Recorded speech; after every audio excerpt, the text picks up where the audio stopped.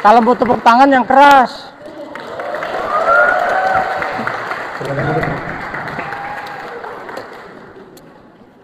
Ya, langsung saja saya serahkan kepada Pak Hendra Setiawan waktu dan tempat. Slide-nya bisa ditayangin nggak?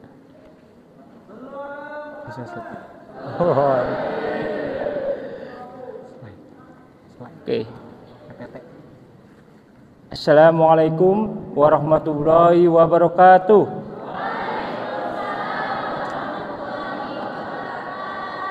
Alhamdulillahirrabbilalamin. Segala puji milik Allah, penguasa alam semesta. Salam dan salawat mari kita limpahkan kepada junjungan kita Nabi besar Muhammad sallallahu alaihi wasallam. Alhamdulillah pada malam hari ini kita bisa bertemu. Ini saya kaget ya, jujur ini.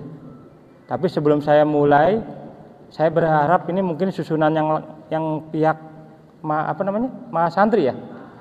Yang untuk yang ikhwannya mungkin biar agak sedikit enak itu agak sedikit miring 45 derajat. Yang mundur. Sini agak sebelah sini mundur. Yang sama sebelah mundur. ini mundur. Nah, mundur dikit. Jadi miring.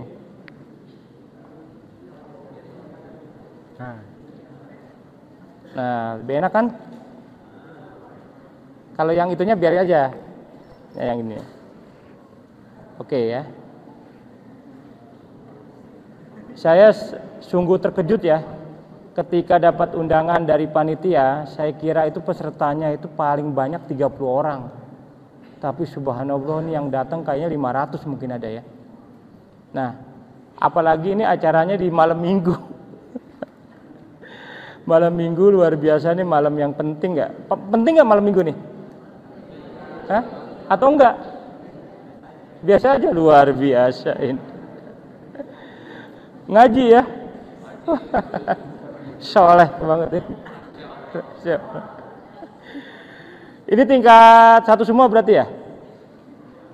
Tingkat 1 semua kecuali musrifah ya?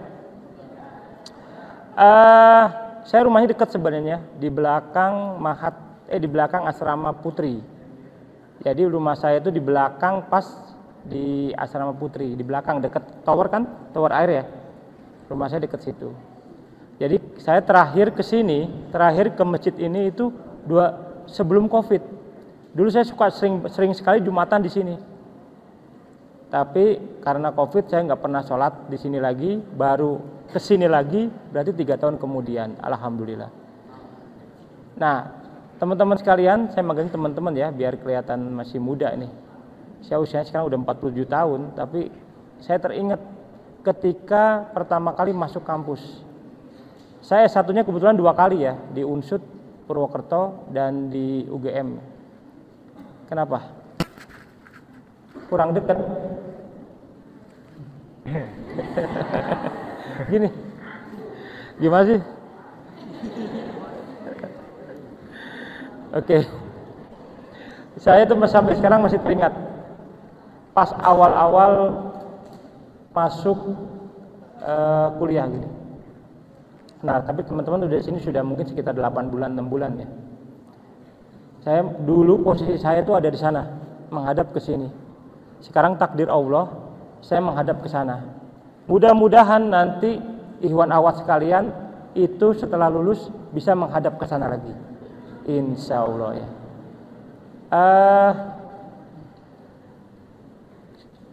Dalam rangka acara ini, saya tuh sempat melakukan riset kecil-kecilan mengenai para pedagang di sekitar UIN. Teman-teman di sini sudah 6-8 bulan mungkin ya. Sudah berapa bulan? Hampir setahun ya. Hampir setahun di UIN.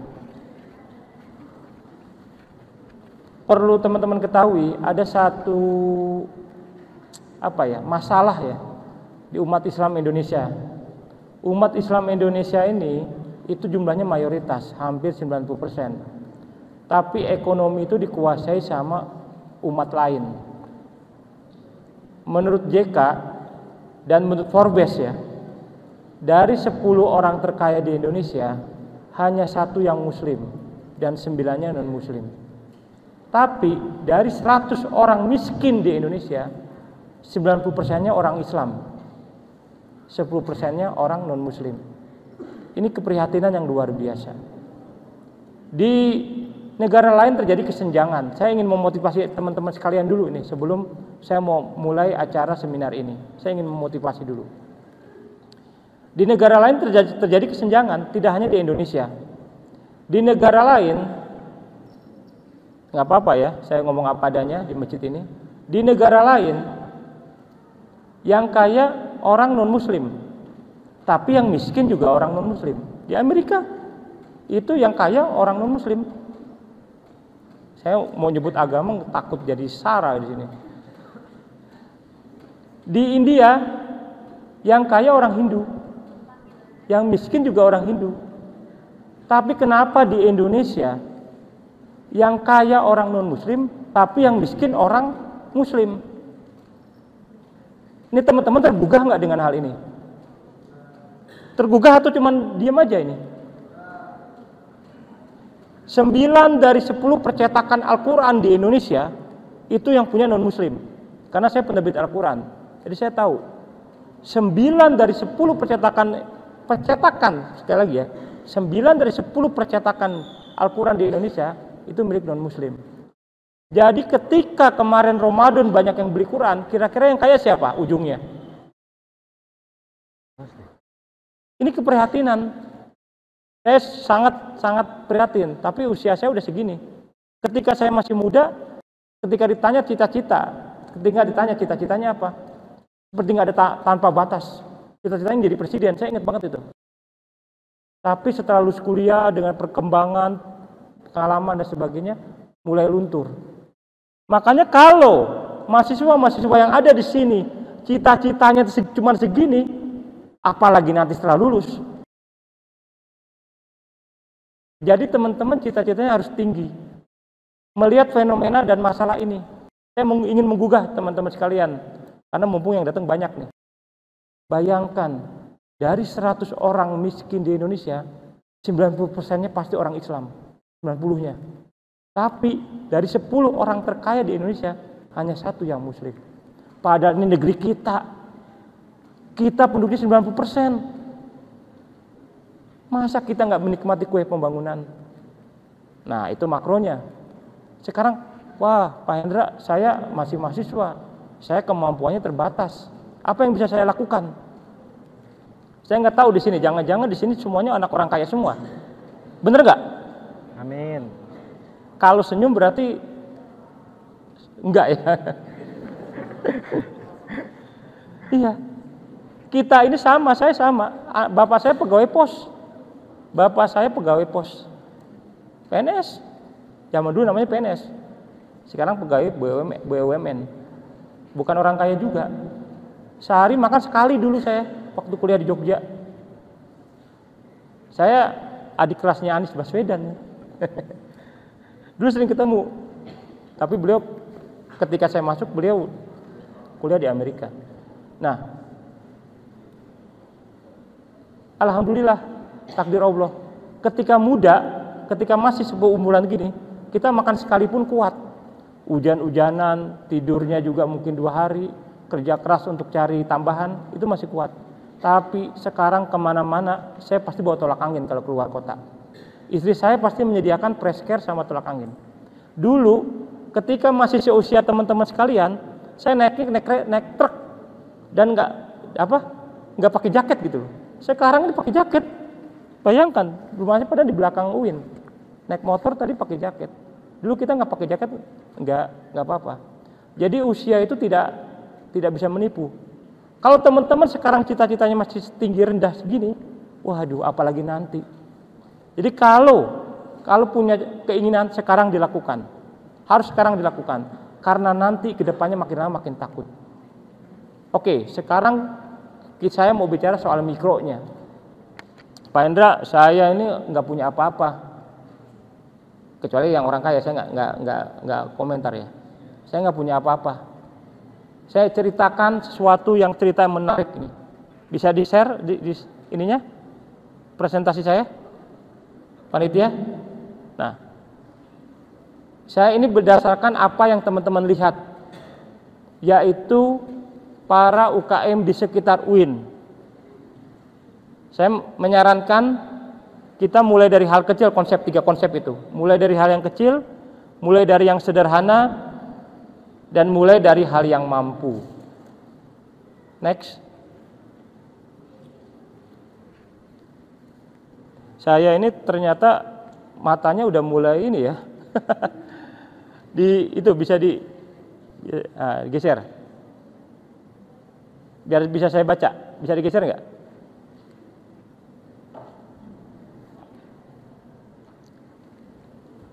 Saya yakin mayoritas di sini, sekali lagi saya yakin mayoritas di sini itu adalah orang-orang yang biasa-biasa aja. Ya, betul. Betul. Mungkin ada 1-2% di sini yang bukan dari keluarga yang biasa, kaya banget lah. Tapi mayoritas prediksi saya itu sama seperti saya, dari keluarga biasa-biasa aja. Untuk kuliah juga perlu perjuangan, betul nggak? Cari beasiswa, betul? Betul nggak? Ya, naam ya. Saya dulu pernah kuliah di Al-Imarot, jadi agak lupa cuma di bahasa Arabnya. Ini semuanya mengalami apa yang saya pernah rasakan. Jadi ini mudah-mudahan bisa membantu ya. Jadi mayoritas ini nggak bisa digeser, nggak bisa dibesarin ya. Mayoritas di antara kita tidak punya dana besar ya. Orang tua bukan pejabat ya, orang tua bukan pengusaha besar. Saya nggak bisa baca tulisan ini. Kelihatan nggak? Atau mata saya yang jelek ini? Kelihatan? Kelihatan ya, berarti mata saya ya. Jadi saya coba punten Kang, biar kebaca digeser dikit. Yang belakang kelihatan nggak? Enggak. Saya nggak akan mulai kalau belum beres. Coba, karena nggak bisa ini. Tolong diselesaikan supaya kelihatan besar banget. Harusnya bisa dimundurin atau bagaimana? Panitianya kurang profesional nih. Nah, biar kelihatan. Agak ke sini, Kang. Punten, Kang. Bisa ke sini nggak? Biar yang ahwat kelihatan tuh. Tarik ke sini. Geser. Tolong disiapkan yang ini. Saya ingin ngobrol sebentar. Tolong disiapin ya. Ke sini lagi, punten. Kalau saya di kantor, yang ini saya pecat. Itu dunia kejam, bener. Mahasiswa UIN, 90% karyawan saya masih alumni UIN. 90%. 10% dari kampus lain. Itu untuk mahasiswa baru, kadang-kala nggak bisa membeda, alumni yang baru lulus, kadang-kala itu ngiranya di dunia kerja itu seperti sekolah gitu loh. Bisa di lobi dan sebagainya. Saya enggak, langsung saya pecat. Itu kejam, memang begitu. Jadi kalau teman-teman nanti setelah lulus memilih nggak jadi wirausaha, memilih bekerja, harus menerima fenomena seperti saya, langsung saya pecat ini. Jujur. Ayo.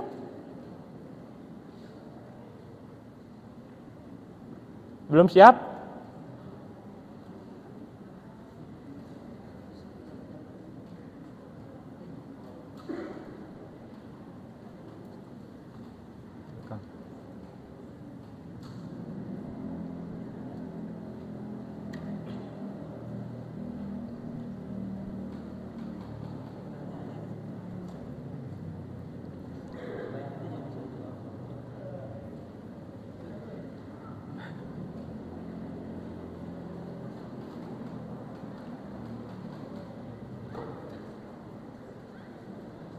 Di sini siapa yang rumahnya dari luar Jawa?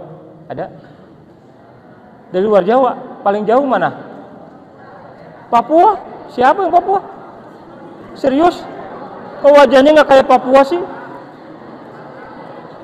Serius Papua teh? Subhanallah, di mana? Hah? Apa katanya? Oh, di mana? Dari kota mana? Ya. Papuanya dari mana? Mana sih? Papuanya dari mana sih? Dari mana? Biak. Oh, di Pulau Biak. Oh, luar biasa. Mana lagi yang paling jauh? Ada yang dari bagian, hah? Itu siapa yang ngacung? Siap? Dari mana? Mana? Bali. Coba yang sebelah sana, sebelah barat. Ada yang sebelah barat? Saya alhamdulillah pernah ke perbatasan ujung sebelah timur, yaitu di Kerom ya, di Jayapura. Alhamdulillah takdir Allah juga pernah sampai di Sabang. Bila sehat, insya Allah mungkin setelah pulang haji, saya mungkin ingin ke paling utara dan ingin di paling selatan, insya Allah. Nah sekarang kelihatan nggak? Gimana panitianya ini? Tolong geser itunya biar kebaca. Teksnya itu bagaimana supaya bisa kebaca? Saya harus turun tangan langsung. Ini digeser sini. Bisa nggak?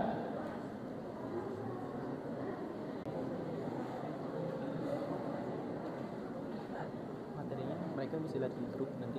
Enggak. Saya ingin ini. Oh iya. Saya udah nggak bisa baca, sulit. Oh, atau Bapak mau pakai HP? Enggak. Kenapa nggak bisa digeser ya?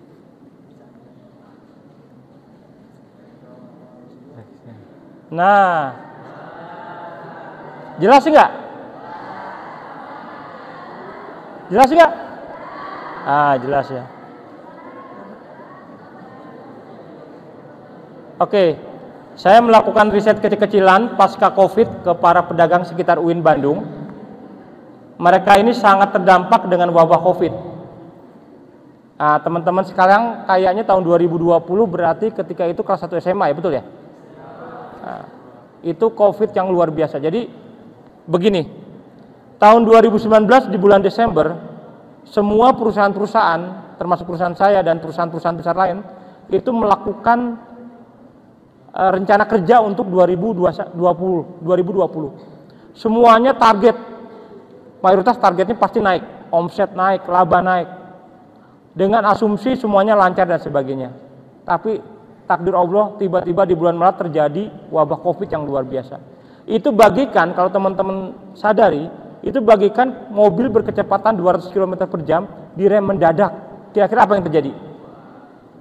Jungkir balik. Itu yang terjadi di dunia usaha itu seperti itu. Saya nggak tahu, pasti mungkin terkena dampaknya nih orang tua masing-masing. Tapi teman-teman alhamdulillah bisa sehat, selamat. Banyak teman-teman saya yang meninggal. Nah, saya sudah melakukan riset kecil-kecilan dalam rangka acara ini. Para pedagang kecil di sekitar UIN Bandung. Next. Teman-teman pernah suka beli tahu pedas ya? Tebak kira-kira ini lokasinya ada di mana ini? Sumedang. Di mana? Manisi. Hah? Manisi. Di mana? Ayo kira-kira. Ya betul, di Manisi ya, dekat Alfa. Pedagang tahu pedas, penjual tahu pedas dan cireng dekat Bundaran Cibiru Bandung. Saya suka ngobrol dengan para pedagang kecil. Suka sambil beli sambil ngobrol-ngobrol. Saya suka. Teman-teman saya sarankan begitu.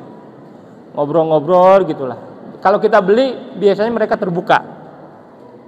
Omset sehari itu 600.000. Ini pengakuan mereka ya. Buka dari jam 12 sampai jam 20. Istri saya suka banget ini. Tapi istri saya itu sukanya cireng ini, keju. Hanya jual tahu dan cireng pedas. Membagi Bandung menjadi 5 wilayah. Jadi ini ada bosnya. Ada bosnya, ada usaha. Bosnya itu membagi Bandung menjadi 5 wilayah. Satu wilayah satu koordinator, dan satu koordinator rata-rata 6 gerobak. Ini satu UIN itu mereka kepung kurang lebih 6. Di Unpad, Jatinangor mereka melakukan juga. Di sekitar ITB mereka melakukan juga. Total punya 30 gerobak kali 600.000. 600.000 kali 30 itu 18 juta satu hari omsetnya. Ini penjual tahu pedas dan goreng penjual tahu dan cireng pedas saja. Hanya menjual tahu dan cireng pedas. Jadi mikirnya mereka nggak usah jauh-jauh. Saya hanya jual tahu dan gorengan aja. Udah itu aja, sederhana. Omset itu tapi 18 juta sehari. Besar ini. Lebih tinggi dibandingkan mungkin, mohon maaf, para direktur BUMN tahu, BUMN teman-teman tahu nggak gaji pokoknya? Direktur BUMN itu gaji pokoknya ya, saya ngomong gaji pokoknya, itu rata-rata sekitar 50 juta sebulan. Untuk mencapai menjadi direktur utama di suatu BUMN di Indonesia, itu harus melalui tahapan yang sangat panjang. Sedangkan ini, lihat, pendidikannya juga mohon maaf, ini rata-rata SD SMP. Bosnya itu katanya nggak lulus SMA, katanya. Next. Pedagang seblak. Ada yang tahu sini? Kalau tahu jago ini.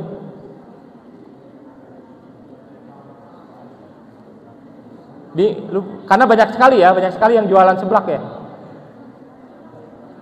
Penjual seblak dekat kampus UIN Bandung, omsetnya itu 250.000 sampai 500.000. Dia punya 6 gerobak, semua di sekitar UIN. Nah, kalau yang seblak ini menarik. Dia itu namanya beda-beda. Jadi beberapa gerobak tuh beda nama. Strategi dia nggak sama. Dia punya 6 gerobak, semua di sekitar UIN. Jadi semalam omsetnya berapa? 3 sampai 6 juta satu hari. Jualan seblak. Karyawannya itu nggak perlu pendidikan tinggi. Mohon maaf ya, lulus SD aja bisa gitu. Nggak perlu berpendidikan tinggi. Teman-teman alumni UIN kira-kira tebak gaji pertama setelah lulus kuliah berapa? Tebak. Saya ingin tahu. Ayo, antum yang lagi makan apa itu? Seblak ya? Apa? Seblak juga? Berapa kira-kira gaji yang akan didapat alumni UIN setelah baru lulus? Berapa UMR Bandung? Lah, antum bilang dari UMR Bandung berapa? Ayo. Iya. Ngaco ngomongnya nih. Siapa yang bisa? Hah? Kira-kira berapa gaji pertama yang akan didapat oleh alumni UIN setelah lulus pertama kali? Tebak, berapa? Hah? Nggak, berapa katanya? 4 juta. Oke, siapa lagi yang nebak? Berapa? Di kantor saya gaji pertamanya 2 juta. Ketika saya buka lowongan fresh graduate itu minta gajinya 5 juta, 6 juta. Tapi saya tanya kemampuannya, rata-rata mohon maaf 0. Nah, sedangkan yang dari saya buka lowongan 5 orang, yang berapa? Jadi asal nebak aja. Ngaco ya. Jadi ini lumayan tinggi sekali. Bayangkan 3-6 juta satu hari omset ya. Next. Angkringan di dekat gerbang UIN, omsetnya itu 300 ribuan semalam, ini katanya. Tukang bakso dekat UIN, omsetnya 500 ribuan. Penjualnya semua tidak ada satupun yang kuliah, tapi penghasilan mereka lebih tinggi daripada yang lulusan kuliah. Prihatin nggak? Prihatin nggak nih? Kok bisa yang tidak lulus kuliah, yang bahkan SD aja nggak lulus, itu bisa punya penghasilan jauh lebih tinggi dibandingkan orang-orang yang lulus kuliah? Aneh nggak ini? Kok bisa ya, mohon maaf ini, yang tidak lulus SD aja bisa punya anak buah yang para alumni perguruan tinggi? Bagi saya aneh. Teman saya, antum tahu BPRS HIK? Ada yang tahu nggak BPRS HIK? Tahu nggak tahu? Oke, ada BPRS HIK, itu asetnya 1 triliun. Berapa? 1 triliun. Itu direktur utama itu teman saya, kakak kelas saya. IPK-nya 2 dia. Tapi dia mensyaratkan untuk para karyawannya IPK-nya minimal 3,3. Kok bisa IPK 2 jadi direktur utama BPRHIK yang luar biasa bank itu perhitungan, dan dia mensyaratkan karyawannya IPK-nya 3,3. Next, kafe, ada kafe nih di sekitar UIN. Ada satu bahkan yang saya tahu proses dari awalnya. Modalnya 300 juta, 10 bulan tutup tidak balik modal. Gayanya keren, kafe. Tapi mahasiswa, mohon maaf, mahasiswa ya, nggak cuma mahasiswa UIN. Kira-kira itu berapa sih makan minum di kafe itu? Berapa sehari sekali ini? 30. Hah? Berapa? 5.000. 20.000. 20.000 tapi nongkrongnya bisa 5-6 jam ya. Habis internet, wifi dan sebagainya. Gayanya sih kafe, konsep keren, banyak yang datang tapi tidak beli, hanya nonton TV atau kumpul-kumpul aja. Konsep bagus tapi tidak cocok buat mahasiswa UIN. Jadi biasanya kalau alumni perguruan tinggi mikirnya keren-keren, bikin kafe, bikin PT ini, bikin itu, tapi jong, nol, kalah dengan para orang-orang yang mohon maaf tidak berpendidikan lah, kasarnya begitu.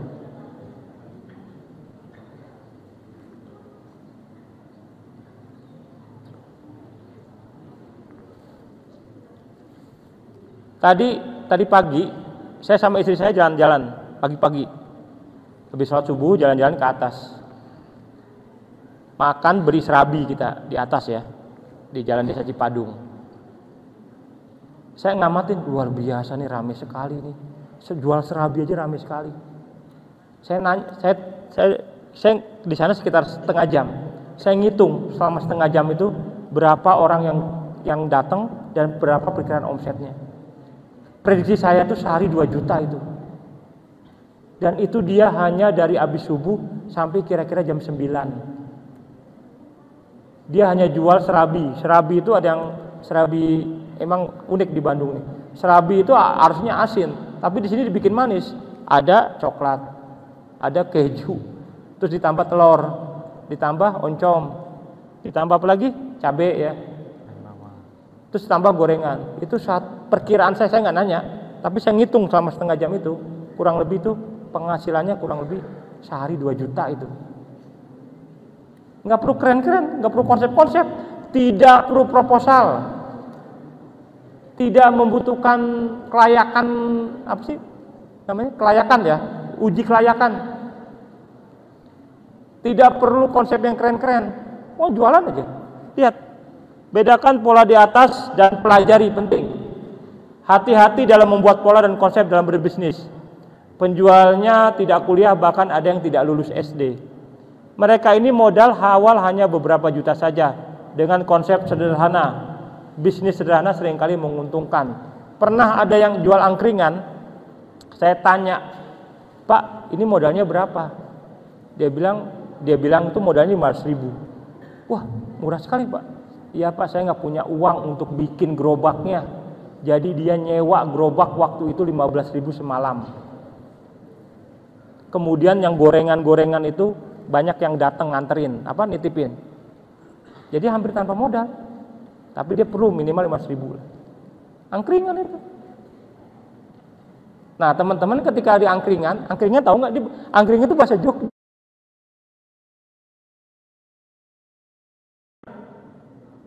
Sebelum Covid, hampir di sekitar itu ada angkringan. Setelah Covid banyak banget. Angkringan itu khas Jogja. Sekarang udah mewabah ya, di sekitar UIN juga banyak ya. Oke, next. Tukang bakso. Ada yang tahu nggak nih tukang bakso di mana?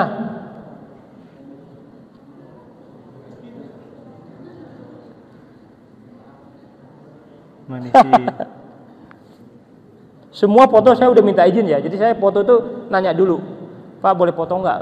Boleh, silakan. Biasanya pasti dibolehin karena saya beli. Tukang bakso ini sebelum corona Covid omsetnya 1 juta per hari. Saat ini pasca Covid 300.000-an. Dia pinjam uang ke bank. Saya sudah tegur dia. Jangan pinjam uang ke bank, buat apa? Tapi dia dapat godaan waktu itu dari suatu bank, sehingga dia pinjam 50 juta. Dia sebenarnya nggak butuh. 6 bulan ini tidak bisa mampu bayar cicilan. Dulu pinjam untuk bangun rumah, sudah minta keringanan oleh bank, disuruh bayar bunganya saja 600.000 per bulan, tinggi sekali. Saya udah bilang jangan minjem ke bank. Dia nggak percaya, ya sudah ini yang terjadi. Jadi teman-teman, kalau mau mulai usaha nggak boleh pinjam ke bank. Penting itu. Minjemnya ke siapa? Ke siapa? Saudara. Pacar? Ya belum, nggak perlu. Ke bapak, ke orang tua, ke saudara-saudara, boleh itu. Jangan minjam ke bank, penting. Lanjut. Pedagang rujak. Pedagang ini keren nih, udah tua tapi jualan, tersenyum, sering tersenyum. Memilih, saya tanya, kenapa Pak? Kok nggak mangkal? Dibilang senang dengan mangkal. Senang dengan keliling sambil jalan-jalan katanya. Memilih keliling dibandingkan mangkal di satu tempat.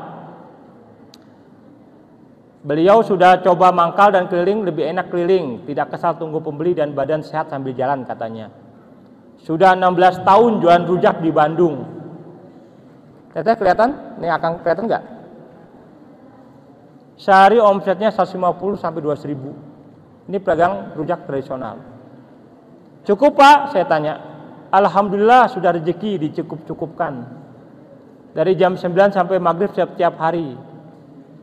Kalau masuk perumahan besar itu kadang-kala diizinkan dan ada iuran 20.000 sebulan, dikasih stiker. Lanjut. Nah ini pedagang rujak. Coba saya tayang, coba di setel videonya. Diklik aja. Ini bukan PDF kan? PDF. Yang PPT-nya coba. Oh ini yang PDF-nya ya? Coba yang PPT-nya. PDF itu buat di-share. Jadi nanti teman-teman boleh ambil ya. Jadi PDF-nya itu saya kasih ke panitia, teman-teman bisa baca. Tolong yang PPT-nya biar bisa nonton videonya. Teman-teman lihat nggak tuh pedagang rujak itu? Mirip-mirip kan? Pedagang nanas apa namanya? Pemalang. Nanas madu Pemalang ya. Itu semuanya di satu kelompok. Keren mereka. Di Bandung ini pedagang rujak itu ada kurang lebih 3 kelompok. Namanya beda-beda, 3 kelompok itu. Mereka dari satu tempat yang sama, tapi pemiliknya beda. Saya nggak tahu di sekitar UIN masih banyak nggak nih yang sekarang? Banyak ya, pedagang rujak yang bagus lah, pakai gerobak gitu. Apalagi kira-kira pedagang apa lagi? Pedagang apa? Cilok. Cilok itu. Saya belum sempat nanya ya, nggak berani. Bukan nggak berani. Harus beli dulu kita kalau mau nanya gitu. Apalagi? Cuanki. Kemarin saya baru beli itu. Saya nanya nih. Dah, oke benar. Cuanki. Saya nanya. Jadi caranya ngobrol itu mereka seneng. Mereka sangat seneng diajak ngobrol sama kita. Karena biasanya pembeli nggak seperti itu. Itu cuanki itu 200.000 sampai 300.000 semalam. Banyak loh itu. Cuman mereka ada bos. Bosnya itu saya pernah ketemu juga. Enggak berpendidikan tinggi seperti adik-adik teman-teman sekalian. Nah, nyalain suaranya. Pakai mic kalau ini boleh. Panitianya nggak siap ini. Sekali lagi, kalau di kantor saya langsung besok saya pecat. Serius. Bos begitu. Galak bos itu. Pakai mic kalau ini. Atau pakai apa boleh.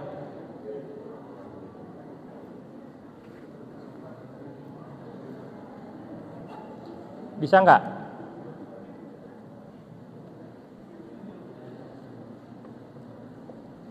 Tolong digeser ininya, teksnya, atau gimana caranya?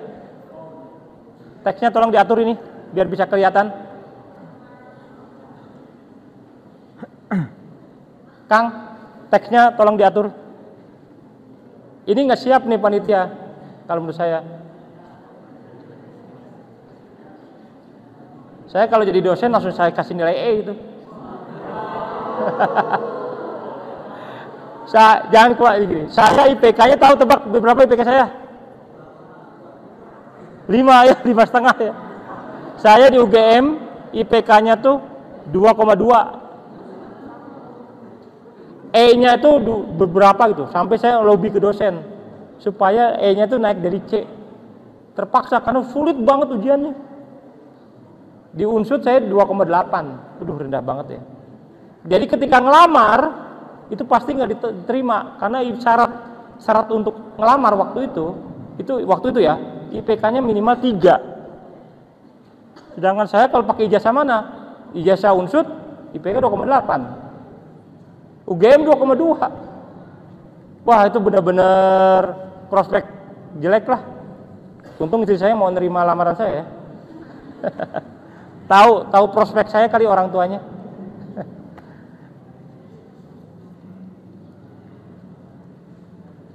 Ininya dong. Itunya dulu, teksnya dibenerin dulu.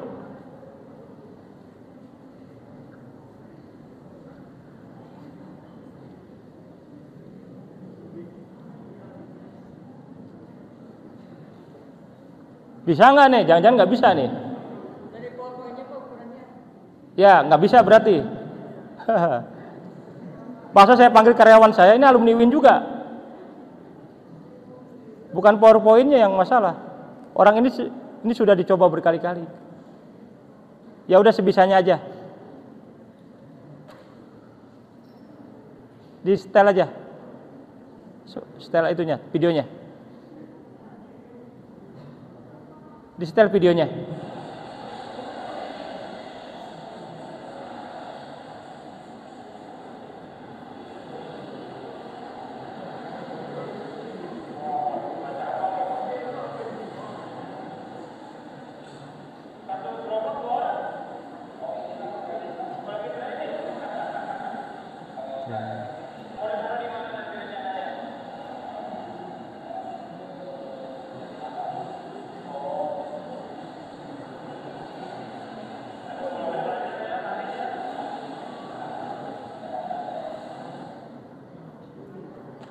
Nah, ada 42 titik di pinggiran Bandung, sehari dapat 400.000 satu gerobak ya, dari jam 10 sampai maghrib. Sistem gaji tetap plus bonus, ada mesnya. Omset total satu kelompok ini 1 miliar sebulan. Mereka ini sekali lagi nggak berpendidikan, mohon maaf, tapi punya omset 1 M sebulan. Itu besar loh, tanpa pajak lagi. Keren banget ini. Teman-teman nanti sadarnya setelah lulus, yang nggak dengerin cerita saya akan nangis setelah lulus. Percaya sama saya, karena teman-teman akan diadu dengan para alumni perguruan tinggi yang lain. Saya di UGM itu, saya tadi bilang ke pengasuh, itu sampai nggak bisa tidur saya. UGM itu jurusan favorit saya akuntansi. Di Universitas Gadjah Mada, saya sampai nggak bisa tidur saking banyak tugas. IPK saya itu 2,2, luar biasa. Pengantar akuntansi itu saya terus. Karena ujian saya itu ternyata adalah ujian S3 di Harvard. Apa saya nggak keteteran tuh, bahasa Inggris lagi. Nah, teman-teman beradu dengan alumni seperti itu. ITB, Unpad. Jadi harus menyadari, nanti ketika ini mumpung masih tingkat 1, tingkat 2 harus punya keterampilan. Digital marketing, finance atau apapun. Kalau yang nggak punya cuman pelongo aja di kampus, prediksi saya akan nyesel dan nangis setelah lulus. Bagi yang ingin menjadi profesional, kalau ingin wirausaha, mulai dari sekarang bisa, insya Allah. Nah, bagus. Lanjut. Lanjut.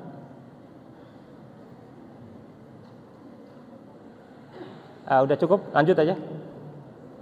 Nah, pedagang telur gulung. Suka ada yang beli?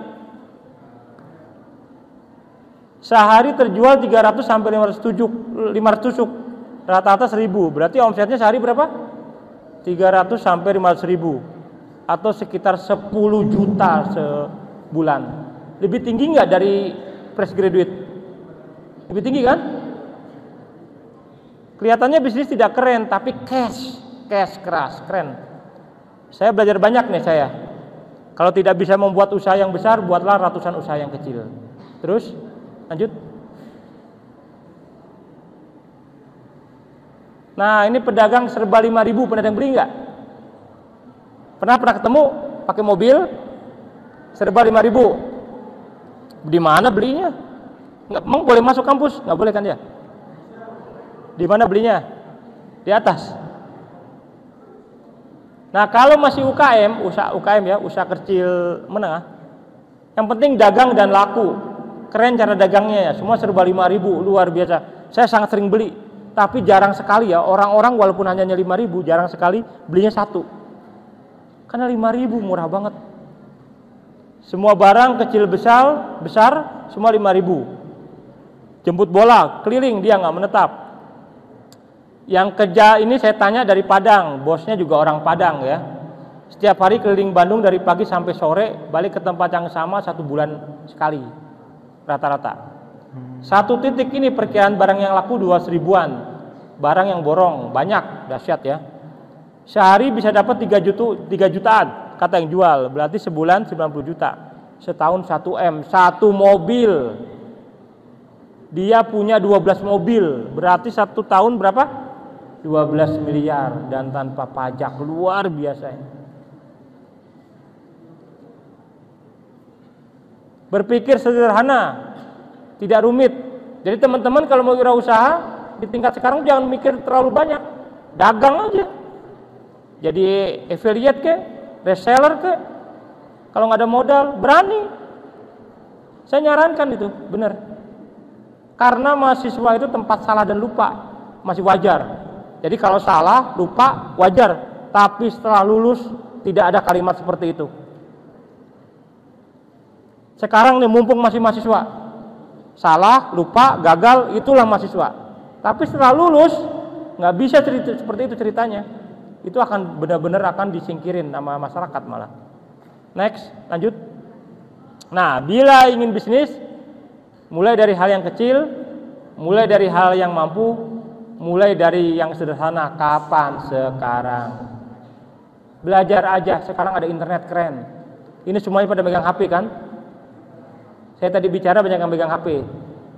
HP-nya buat apa? WA aja pacarnya. Beritahu, astagfirullah. Belum, nggak laku. Sama.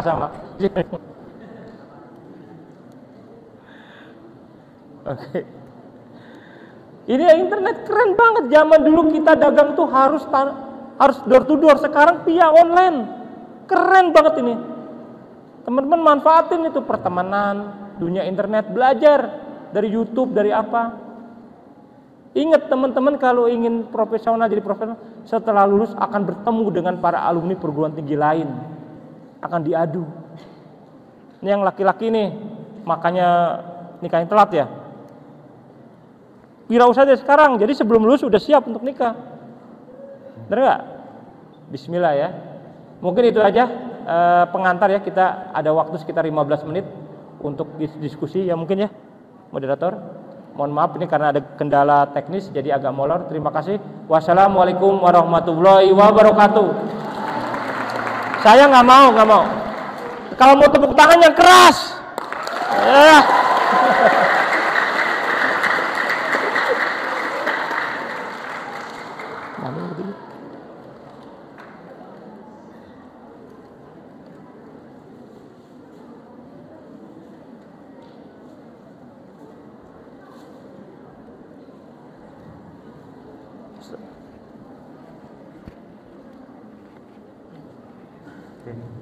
Baik, terima kasih Bapak. Terima kasih banyak atas pematerian yang sangat bagus gitu ya, sangat bermanfaat dan very insightful buat kita gitu. Selanjutnya mungkin langsung saja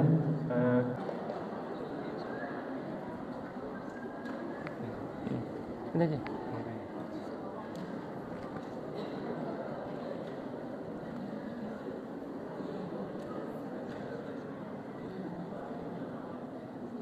Ya, silakan sebut namanya dan ajukan pertanyaannya.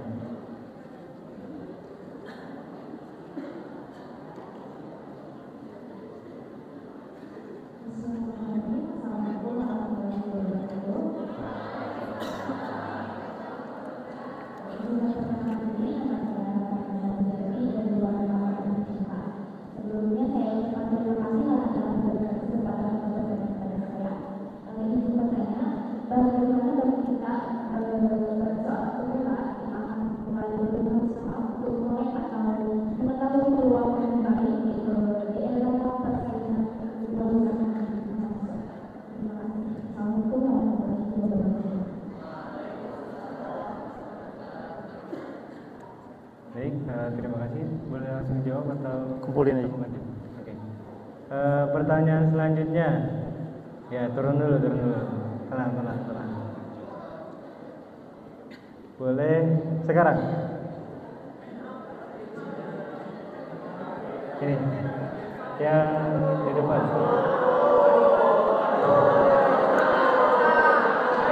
Kurang cepat. Ya.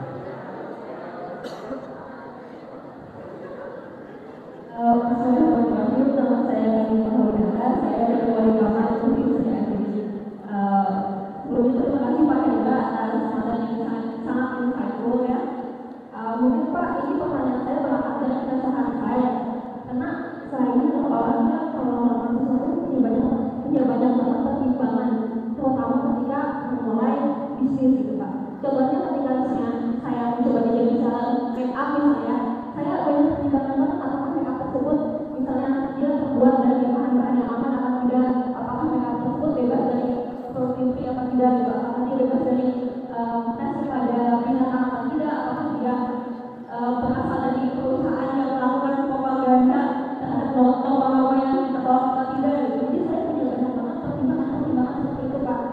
Nah, kemudian kalau kita bicara tentang kualitas konsepnya, pasti perusahaan atau usaha yang bakal disebutkan mungkin akan lebih unggul gitu Pak.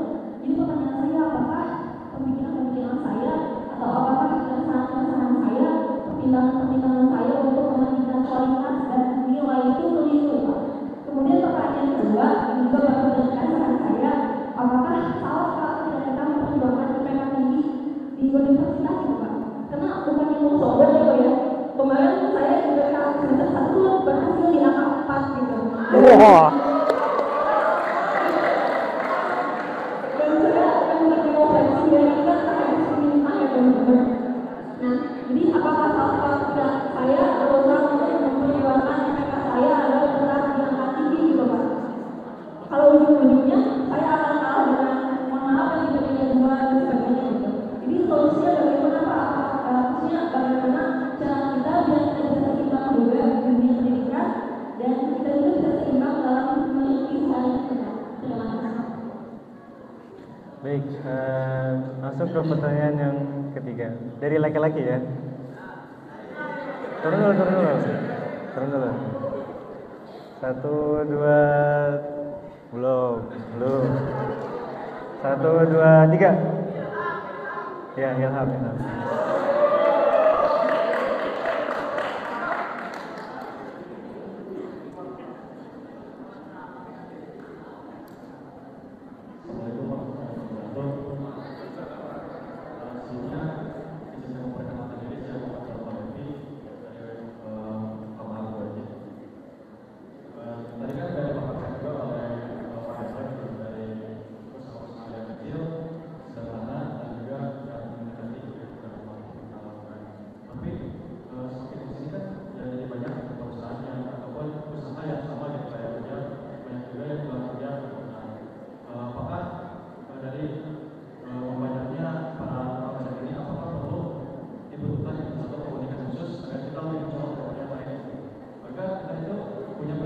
Kang, sampai jam berapa ini? 9.20. Hah? Kalau pematerian 9.10. Oke, Bang. Cukup pertanyaannya. iya. Oke, kita cukupkan ya untuk pertanyaan. Ada 3 pertanyaan tadi Pak. Yang pertama, bagaimana bagi pemula untuk melihat peluang usaha di era saat ini? Yang kedua, dengan banyaknya pertimbangan sebelum memulai usaha, apakah pertimbangan tersebut keliru? Dan bagaimana cara menyeimbangkan usaha dengan pendidikan? Kemudian yang ketiga, apakah diperlukan kemampuan khusus supaya terlihat lebih menonjol dibanding pedagang-pedagang lain usaha saat ini? Oke, izin saya menjawabnya secara umum ya. Jadi mungkin tidak satu-satu. Tapi teman-teman suka nonton film Godfather nggak? Pernah nonton Godfather nggak? Film Godfather? Pernah? Itu film favorit saya. Saya nyarankan nonton itu. Itu tentang cerita tentang mafia. Jadi di dunia mafia itu, atau pemimpin lah saya bilang begitu, ada 2 orang yang berhasil jadi pemimpin. Dia yang punya nyali dan dia yang pintar. Kalau pintar tapi tidak punya nyali, dia nggak akan jadi pemimpin. Dia punya nyali tapi tidak pintar, dia jadi tukang pukul. Jadi teman-teman udah pinter ini, sekarang tinggal punya nyali apa enggak gitu. Jadi bagaimana mencari peluangnya? Punya nyali nggak? Coba dulu dagang sebisanya. Nggak perlu mikir terlalu banyak-banyak. Nanti akan ketemu. Mungkin saya sampai sekarang ini, saya perusahaan kurang lebih sekitar 9 PT. Itu untuk sampai dapat 1 PT pertama itu setelah mencoba 12 kali. Itu yang lain lebih banyak lagi. Siap nggak dengan kegagalan-kegagalan, dengan penolakan-penolakan seperti itu? Takut ditolak lah. Ini mental yang memang, kalau saya IPK saya S2 lumayan tinggi ya, 3,8. Tapi memang saya menyadarin semakin tinggi pendidikan kita, saya mulai merasakan juga, itu kita tuh semakin banyak pertimbangan. Tapi kita itu pinter, tinggal kurang 1. Masalahnya apa? Nyali. Coba aja terus, nyoba terus. Ada kayaknya ini peluang nih. Karena pinter, mikirin dulu sebelumnya. Sebelum bertindak mikir dulu. Kayaknya ini peluang nih, sikat. Jangan terlalu mikir terus. Gagal, nyoba lagi, gagal, nyoba lagi. Teman-teman suka ada yang naik gunung nggak? Pernah ada yang naik gunung? Gunung-gunung tinggi bener ya, jadi bukan gunung Manglayang ya. Itu saya perhatikan, kalau yang anak-anak muda, kalau jatuh dia bangun cepet, jatuh bangun, keserok gitu. Tapi kalau yang udah di atas 40 tahun, jatuh dia tiduran dulu, beberapa menit baru bangun. Jadi anak muda itu enak banget, ketika jatuh kepukul dia bisa cepet pulih, mumpung masih muda. Jadi pinter itu tujuannya untuk menganalisa, kemudian mencari peluang, dan lakukan itu karena punya nyali. IP 4 luar biasa, saya jarang sekali yang pernah dengar IP 4 luar biasa. Itu saya ada kakak kelas saya itu IPK-nya 4, dia kerjaannya hanya mengunjungi 3 tempat, IPK-nya 4. Ruang kelas, perpustakaan, tempat makan, sama kos 4. Kos, ke kampus, ke kelas, ke perpustakaan, sama ke rumah makan, hanya 4. Dia dari UGM, waktu itu 3,6 bulan, dan IPK-nya 4. Itu saya cuma 1 kali itu. Sekarang saya ketemu sama teteh yang IPK-nya 4, luar biasa. Tapi baru semester 1 ya, belum teruji di semester 2. Menurut saya ini pilihan hidup. Jadi yang tinggi, dan kita punya kemampuan otak yang luar biasa. Jadi kita bisa semuanya, apalagi perempuan ya, multitasking ya. Istri saya tuh bisa sambil ngasuh anak, ya masak, ya dengerin ceramah, itu kok bisa ya, saya nggak bisa. Jadi otak manusia itu punya kemampuan yang luar biasa. Jadi menurut saya sih pasti bisa. IPK-nya 4 dan punya keterampilan-keterampilan yang lain. Jangan hanya IPK 4 tapi tidak punya keterampilan yang lain teh. Teteh nanti nggak akan berguna IPK 4 itu. Bahkan kalau teteh yang ngelamar dengan IPK 4, kayaknya akan sangat sulit sekali perusahaan menerima teteh. Prediksi saya. Serem banget IPK 4. Ngapain aja dia, berarti belajar aja gitu.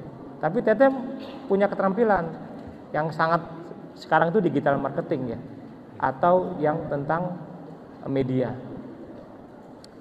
Begitu. Nah, pertimbangan yang tadi saya sampaikan itu, saran saya itu harus dieksekusi. Ya berarti cari yang sesuai. Silakan cari yang sesuai dengan hati nurani ya, silakan aja. Jualan kosmetik, kalau banyak perhitungan seperti itu jangan jualan kosmetik, jualan yang lain aja. Gitu. Ini pertanyaan-pertanyaan saya, bukannya mengkritisi ya.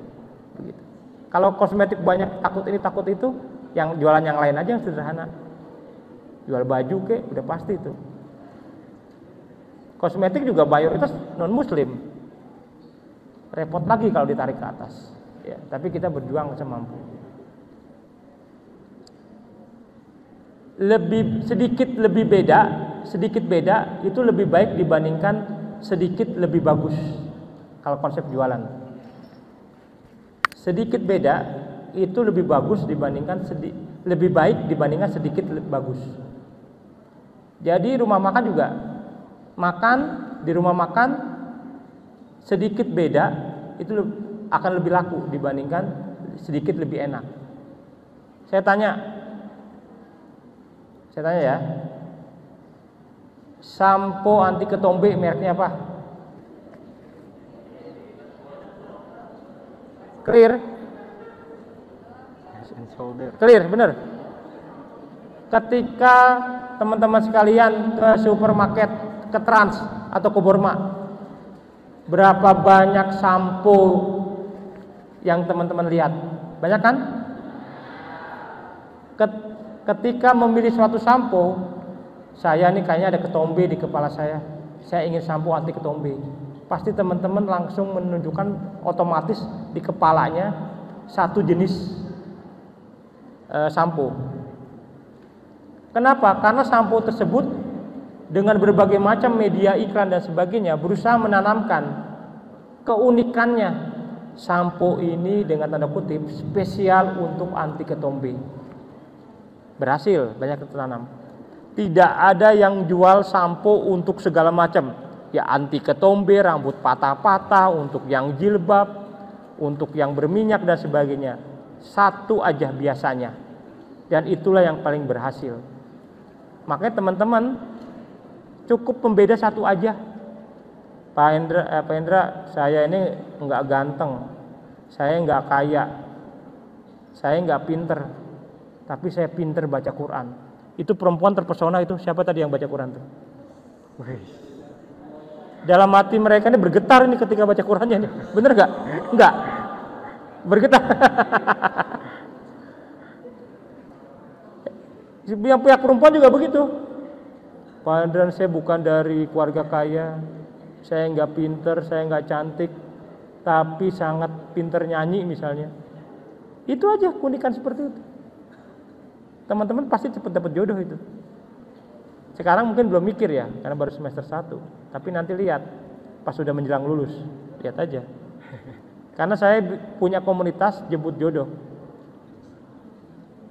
8 tahun saya udah nanganin ke komunitas jemput jodoh. Mungkin begitu aja ya, ini karena waktu juga, waktunya udah habis.